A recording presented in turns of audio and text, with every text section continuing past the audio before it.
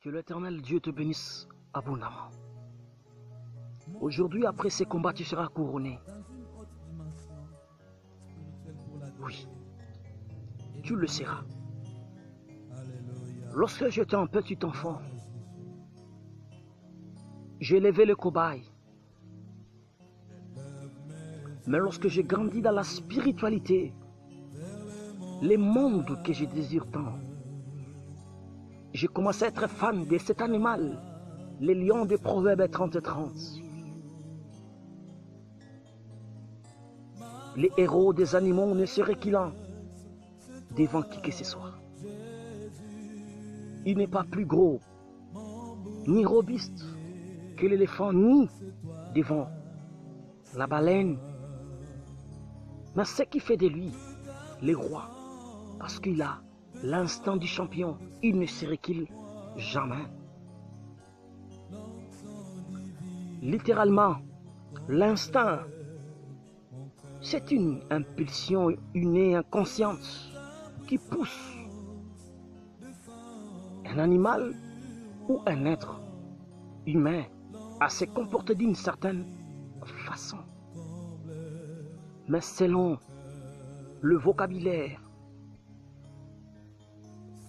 ou les dictionnaires de l'espoir et de délivrance de l'évêque Esaïe Diluka, l'instinct du champion, c'est une capacité spirituelle qui pousse l'homme ou la femme à défendre sa vie.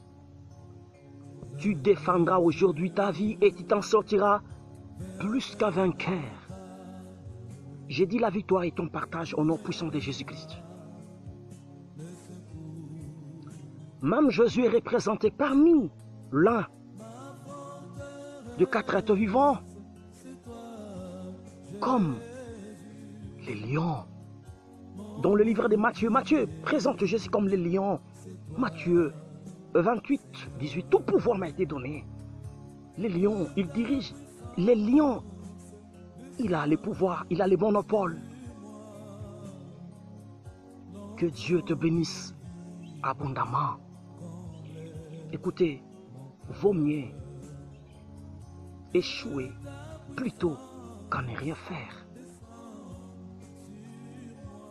Lorsque les lions voient un animal, il ne se justifie pas, il ne se plaint pas. Dans son instinct, il s'est dit, voilà l'opportunité que Dieu m'a donnée pour se rassasier. Devant l'obstacle des démons de mari et femmes de nuit, des maladies, des cauchemars, des esprits de condamnation, de la sorcellerie des familles, il te bouscule. Pourquoi tu te plains? C'est un obstacle. Mais pas pour enterrer ta vie, mais pour prendre les noms. Dieu a utilisé cet obstacle. Que Dieu te bénisse abondamment. Je parle à toi. Je parle à ton esprit, que Dieu te bénisse abondamment. Tu es un champion. Tu t'en sortiras plus qu'un vainqueur. Je dis alors plus que vainqueur. C'est toi que je m'adresse. Il est le roi, des rois, de la tribu des Juda, les lions, bien sûr, pour prendre des hommages, pour prendre des honneurs de louanges. Genèse 49, 10. Alors de ce côté-là, le diable aussi, comme c'est un copiste, il est aussi comme les lions, pas les lions original, mais comme le lion copiste. Il a photocopie. Il rôde tout autour de toi pour mettre le doute, l'amertume, l'angoisse, pour te bousculer à ne pas croire que tu es lion, le Fils de Dieu, c'est un Dieu. Je m'adresse à toi, tu es un Dieu. Et un Dieu vivant. Dieu s'est incarné en toi par son Esprit Saint.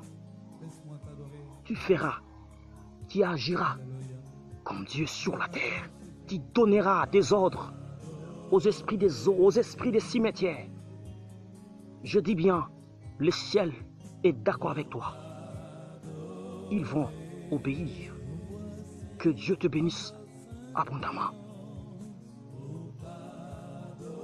Voilà ce que le lion, il s'est dit en lui-même. Je me remets à parler à toi. Tu es un champion.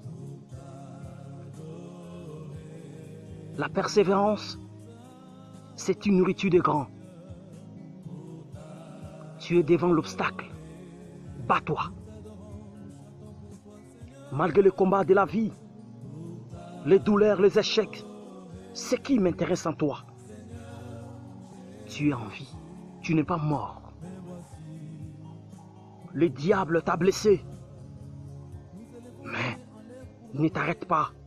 Relève-toi. Fais-lui la guerre. Ton esprit est plus grand que les échecs. Même le grand lion, il ne reçut pas tous les jours sa proie. Mais cela ne lui enlève jamais, et alors jamais, l'instinct du champion. J'ai vu un jour où le mâchoire des lions était déchiré par les crocodiles. Mais il reste quand même le lion. Je sais que tu étais déchiré par les esprits des maris de nuit, de la maladie, des malédictions. Ne t'arrête pas là, par des soucis, par des plaies. Relève la tête. Fais-le la guerre. Le grand Dieu est debout avec toi.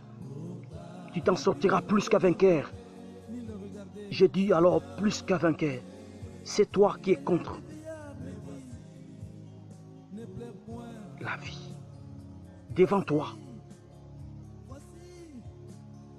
il y a la vie. Les grands sont tombés. Beaucoup alors avant toi.